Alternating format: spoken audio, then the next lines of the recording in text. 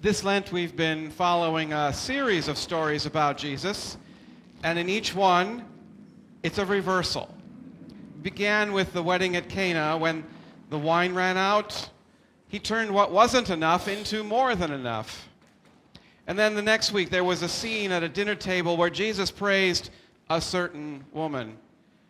And while she was washing his feet with her tears and her hair, Jesus criticized the host's lack of hospitality. Later, another week, when a group of men dragged a woman before Jesus, demanding she be stoned, Jesus turned it back on them, demanding, which one of you is without sin? And they all walked away humbled, and she walked away set free. And last week, Jesus knelt to wash the feet of his disciples, even Judas, knowing he was just about to betray him. And then today, the betrayal is carried out. These stories have repeated again and again that when scarcity or shame, condemnation or violence shape the story, Jesus turns it upside down. And so after supper, while he went to pray, Jesus told the disciples to stay awake and not fall into temptation. And when he came back, they were asleep. And temptation showed up immediately. And the crowd comes, the tension rises, and one of the disciples reaches for a sword and strikes the servant of the high priest. He cuts off his ear. Jesus stops the violence and heals him. In all four Gospels, betrayal by Jesus led to the arrest in the garden. But only in Luke does Jesus heal the wounded servant. Now, the story of Judas is told differently, slightly, in each gospel. So, for example, in Mark, Jesus only appears for a moment. He goes to the chief priests, they promise him money, and then he looks for an opportunity to betray him. And that's it. There's no more explanation or motive. Matthew then adds a detail. The chief priests count out 30 pieces of silver.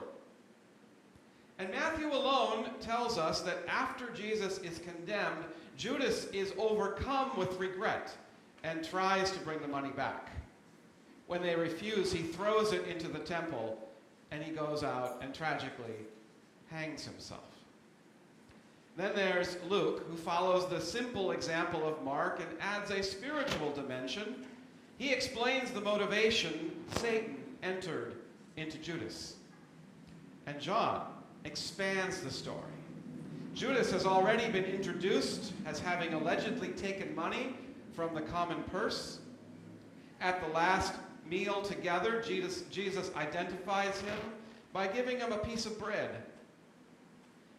John doesn't mention any payments or anything about his death, simply that after Judas receives the bread, Satan entered into it.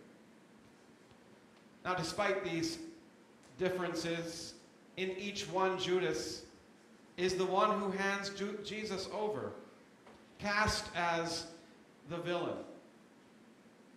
I'm always a little skeptical when we're told that one person carries all the blame. And sure enough, did you know there's another way to think about Judas? So there's an ancient manuscript called the Gospel of Judas. It wasn't discovered until the 1970s in Egypt. It was damaged and only in fragments, but in 2006, after careful restoration and translation, the Gospel of Judas was finally made public, and it presents a fascinating alternative view. So it's written about 100 years after the other Gospels.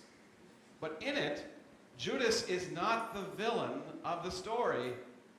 He is the only one with the terrible courage needed. Not as an act of betrayal or with malintent, but as an act of obedience so that the final events can unfold. He's the only one Jesus trusts enough to hand him over. Now, this isn't to say we should disregard the witnesses of the 4 different gospel writers, but to remember this is the kind of Jesus we've been exploring throughout Lent. Right? When everyone else rushes to judgment, we have repeatedly seen that when religion shames and condemns, Jesus turns it upside down. To villains and outcasts, Jesus instead demonstrates love and mercy and healing, especially to someone like Judas. So, with everything now set in motion for the arrest in the garden, Jesus went off by himself, and in agony he prayed, "Let this cup pass from me, but not my will, your will be done." And meanwhile, he told the disciples to stay awake and pray not to fall into temptation. As I said, he came back, he found them asleep, and at that very moment, temptation arrives. And immediately, one of the disciples reaches for a sword, unprepared. That's what happens when fear takes over. The blade comes out, the damage is done, and Jesus says, "No more of this." And he reaches out and he heals the wounded enemy. Well, actually, right, he's not an enemy. Now you notice who gets hurt. It's the servant of the high priest. He's got no power in the situation. He's caught up in the system. He is collateral damage. And boy, collateral damage is an understatement for what's happening in the Middle East. But I also read this week about what's happening in the countries in Southeast Asia, which is where I'll be traveling during my sabbatical later this year. Fuel shortages are having devastating effects on those who are far away and uninvolved. In Laos, it is a crisis. 40% of gas stations have no fuel, which has led schools to shut down to just 3 days a week for now. People sleep in long lines overnight to get gas before it runs out, if there was any delivered that day. And with the shortage of fuel, several temples have reported there's not enough to cremate the bodies. And where there is fuel, fishermen in places like Thailand, Vietnam, and the Philippines and elsewhere still can't work, because with prices up 70%, they can't make enough. As one said, it's a crisis abroad, but we're the ones getting screwed. And in Myanmar, shortages have meant the government has restricted what days people can drive. In Yangon, a woman was stopped and received a stiff fine because she was driving her mother, who was having a heart attack, to the hospital. Now, if all of that just seems a little too far away, different countries, different lives, in different ways, that kind of damage is still recognizable. Like when a beloved member of Harriet's family died. The family had an argument that got out of control. Voices were raised, people started talking over each other, and then old wounds came up that had nothing to do with that moment other than to inflict a little more damage. And then one person said something that completely crossed the line. You know the kind of thing that was said is not to win an argument, but to plunge in the knife. And there was a gasp in the room, and the voices stopped. But before they could resume, raise the volume, keep escalating, Harriet's aunt simply declared, "No, no more. We're not doing this." And she turned to the one who'd been hurt and said, "That shouldn't have been said. I'm sorry." It just changed everything.